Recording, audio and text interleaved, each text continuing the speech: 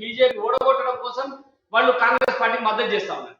మరి ఎట్లా ఈ ప్రభావం పూర్తిగా కాంగ్రెస్ పార్టీకి అనుకూలంగా మారేటువంటి అవకాశాలు ఉంటాయా, లేకపోతే ఇందాక హిజబ్ ఇష్యూ కానీ లేకపోతే బజరంగ్ దళ్ ఇష్యూ కానీ ఇవన్నీ మన హిందూ ఓటర్లను కూడా ఐక్యం చేసినటువంటి పరిస్థితి ఏమైనా ఉంటుందా? అంటే మనకు ఉత్తరప్రదేశ్ రాజకీయాల్లో 80-20 నినాదం మీద అది ఇక్కడ సక్సెస్ కాకపోవచ్చు. ఎందుకంటే మీరు అన్నట్టు పిఎఫ్ఐ ఉందో అది నిషేధించాల్సిన అవసరం ఎట్లయినా ఉన్నది. కానీ ఇప్పుడు దాని నుంచే ఇప్పుడు మీరు చూశారు కదా, ఎంఐఎం టిఆర్ఎస్ దోస్తి లాగానే అక్కడ కూడా ఆ పిఎఫ్ఐ విత్డ్రా చేయడం, తమ అభ్యర్థులందరినీ విత్డ్రా చేయడంలో కాంగ్రెస్ పార్టీకి సహకరించినట్టే లెక్క. మాకు రాజకీయాల్లో సామెత ఉంది, శత్రువు మిత్రుడు అని. అంటే నిజంగా వాళ్ళకి కావాల్సింది బీజేపీ ఓటమి మాత్రమే. మొన్న మన కళ్యాణ్ ఆంధ్రప్రదేశ్ రాజకీయాల్లో మాట్లాడుతుంటే ఆయన కావాల్సింది వైసీపీ ఓటమే, ఎవరితో కలిసి నష్టం లేదని. ఈ మధ్యన ఒక సామెత బాగా ప్రాచుర్యంలోకి వస్తుంది, ఎప్పుడు కేసీఆర్ గారు తీసుకొచ్చిన సామెత. అంటే లక్ష్యం కోసం బొంత పొరుగునైనా ముద్దించుకుంటారు. అది తెలంగాణ కావచ్చు, వాళ్ళ ఎన్నికల గెలుపు కావచ్చు.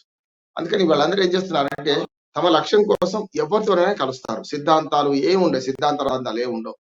మనం చూసాం కదా, గతంలో కమ్యూనిస్టులు తెలంగాణలో కనీసం అంటే దగ్గరికి రాని టిఆర్ఎస్ కు మరి దగ్గరైపోయి మొన్న మునుగోడు ఎన్నికల్లో ఉప ఎన్నికల్లో మరి టిఆర్ఎస్ కు అండగా నిలిచారు. అంటే కనీసం గత 4 ఏళ్లుగా 9 ఏళ్లుగా గట్టిగా మాట్లాడితే మరి ఒక్కసారి కూడా ప్రగతి భవన్ మొక్కం చూడని మరి ఒకసారి పిలిచి వారికి భోజనాలు పెట్టి వారిని పిలిచి ఆహ్వానించి రెడీ పెట్టేస్తే పొంగిపోయి ఇవాళ సెక్యులర్ భావజాలం కనుక బీజేపీని ఓడించాలని చెప్పి పక్కన మరి టిఆర్ఎస్ తో జతకట్టారు. సరిగ్గా ఇదే కర్ణాటకలో ఇది జరుగుతుంది.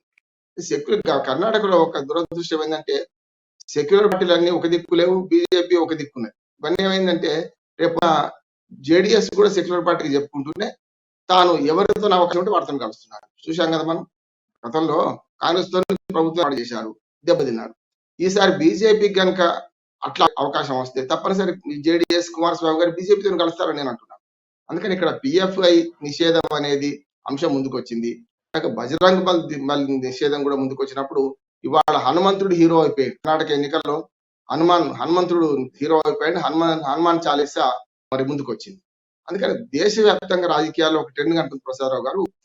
మొన్నటి దాకా హిందూ మతాన్ని విమర్శిస్తూ కుహనా సెక్యులరిస్ట్ ఎవరైతే ఉన్నారో వాళ్ళందరూ కూడా పెద్ద ఎత్తున ముస్లిం ఓట్ల కోసమే కాదు, కుహనా సెక్యులరిస్టులు ఈ కేవలం అంటే మేమందరం సెక్యులరిస్ట్ అని చెప్పుకోవడం కోసం ముస్లింలను విమర్శించకుండా కేవలం హిందువులను విమర్శిస్తూ వచ్చిన వాళ్ళందరూ ఇవాళ దారి మార్చుకోవాల్సి వచ్చింది. ఎందుకు మార్చుకోవాల్సి వచ్చింది? ఎన్నికల కోసం కాకుండా సమాజంలో జరుగుతున్న పరిణామాన్ని బట్టి. ఉదాహరణకు చెప్తాను నేను. రాహుల్ గాంధీ గారు నేను అచ్చమైన బ్రాహ్మణ్ణి, నేను జన్య వేసుకున్నాను, నేను గంగలో మునుగుతానని గంగలో మునిగాల్సి వచ్చింది. మరి మొన్నటిదాకా రాహుల్ గాంధీ కుటుంబం వాళ్ళందరూ ఏం చేశారు అంటే ఇవాళ ఆయన బ్రాహ్మణత్వం జ్ఞాపకం వచ్చింది. మమతా బెనర్జీ, నేను అచ్చమైన బ్రాహ్మణ స్త్రీని, నేను కాళీమాత స్తోత్రం లంగా చదువుతానని చెప్పి ఆమె మొన్నటి ఎన్నికల్లో అంటే బీజేపీని బీడ్ చేయడానికి హిందుత్వం అని అనను నేను, ఎందుకంటే ముస్లిం పార్టీలు ఎట్లా ఉన్నాయి, మత పార్టీ అని చెప్పి దీనికి ముద్ర వేశారు. కానీ వాళ్ళు ఒక సెక్షన్ చేసుకుని ప్రయత్నం చేస్తున్నారు. దేశవ్యాప్తంగా ప్రపంచంలో ఈ ట్రెండ్ ఉంటుందని నేను అంటున్నా. ప్రపంచంలో ఓట్ల కోసం ఒక సెక్షన్, అసలు ఓట్లు అంటే ఏంటి? ప్రజాభిమతం. అభిమతాన్ని సొంతం చేసుకోవాలండి, వీళ్ళ అభిమతం చెప్పాలి కదా ప్రజలకు, మేము ఇట్లా ఉంటే ఇది చేస్తామని చెప్పి. అందులో భాగంగానే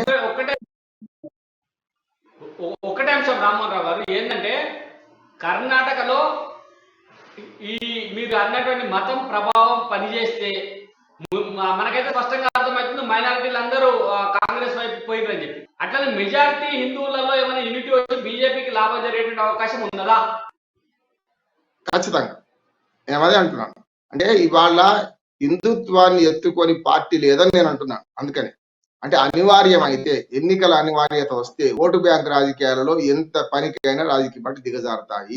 దానికి మంచి ఉదాహరణలు ఉన్నాయి. ఉదాహరణకు మందకృష్ణ గారు పోయి అక్కడ బీజేపీ ప్రచారం చేశారు. మందకృష్ణ గారు బీజేపీకి పోతారు అనుకుంటారా? అంటే ఏ రకంగా అయిందంటే ఇవాళ మొత్తం మీద చూస్తే మతం ప్రభావం ఖచ్చితంగా, ముఖ్యంగా హిందూ మతం ప్రభావం ఖచ్చితంగా మనకు రాజకీయాల్లో ఉంది. అది అనివార్యం కూడా, వద్దన్నా కూడా చాలా రోజులు అది నెగ్లెక్ట్ చేయబడ్డది. ఇవాళ హిందువులంతా మేము ఒకటి అనుకుంటున్నారు. అందుకని ఆదిత్యనాథ్ 80-20 అని సిద్ధాంతం ప్రతిపాదించారు. కర్ణాటకలో జరుగుతుంది ఏంటంటే కర్ణాటకలో మఠాధిపతుల దగ్గర పోయిన అందరూ గంగలో మునిగిండ్రు, రకరకాల వాగ్దానాలు చేసి బజరంగ దళం మన నిషేధిస్తాను కాంగ్రెస్ పార్టీ, ఇటు పక్కన పిఎఫ్ఐ నిషేధిస్తాను వీళ్ళు. ఈ రకంగా ముస్లిం రిజర్వేషన్ల ముందుకు వచ్చింది. కనుక ఇవాళ మతం లేకుండా రాజకీయాలు లేవు కర్ణాటకలో. రకంగా చెప్పాలంటే ఎలక్షన్ కమిషన్ సరిగ్గా చర్య తీసుకోదలుచుకుంటే అన్ని పార్టీలను బ్యాన్ చేయాలి. అన్ని పార్టీలు కూడా మతాన్ని బేస్ చేసుకొని స్పష్టంగా ప్రజలను రెచ్చగొట్టే ప్రయత్నం చేయాలి. కానీ నా ఉద్దేశం ఏంటంటే కర్ణాటక ప్రజలలో ఈ 80-20 నిదానం పనిచేయదని నాకు, ఎందుకంటే రెండు పార్టీలు సెక్యులరిజం పేరు మీద వేరుగా ఉన్నాయి, కాంగ్రెస్ కానీ జేడిఎస్ కానీ. కనుక సెక్యులరిస్ట్ ఓటు చీలిపోతే బీజేపీ లాభం అవుతుంది. ఒకవేళ సెక్యులరిస్ట్ అని పూర్తి సెక్యులర్ అట్లే మన భాషలో చెప్పాలంటే బీజేపీకి పెద్ద అవరోధం ఏంటంటే మతం కంటే ఇప్పుడు వాళ్ళ అవినీతి పాలన పెద్ద అవరోధంగా మారింది. వాళ్ళు దాన్ని దానికి తిరగరాయడానికి, ఆ అవినీతి పాలన అనే దాన్ని మచ్చను రూపుమాపడానికి మోడీ గారు అన్ని తానై ఒక్కడే ప్రయత్నం చేసిండు.